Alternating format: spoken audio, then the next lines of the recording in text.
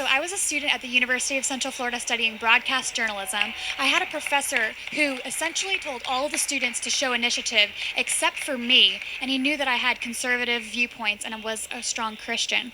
So I wanted to cover a story about a medical bus that would deliver sonograms and free pregnancy tests and just cover it from a health perspective of what's new on campus. So this bus was a mobile medical unit. But then he told me I only was able to interview someone who would theoretically protest this bus, which I've never heard of someone like that before. So I had to go find someone, and then I was not even allowed to interview anyone who was from the bus itself. Basically, telling me I could only cover it from a leftist perspective from a student who was pro-choice.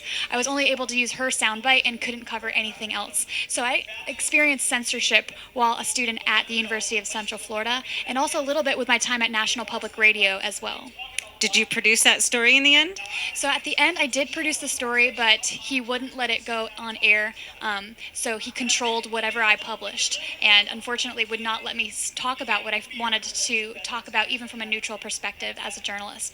Also, at my time at NPR, when I wanted to pitch stories regarding President Donald Trump or anything that might have a similar topic, they discouraged me from talking about those things. And while I was in the studio, I experienced not as bad of an environment, but a situation where I couldn't pitch ideas, I think, freely, that I wanted to cover, maybe that might have been in a positive light with President Donald Trump.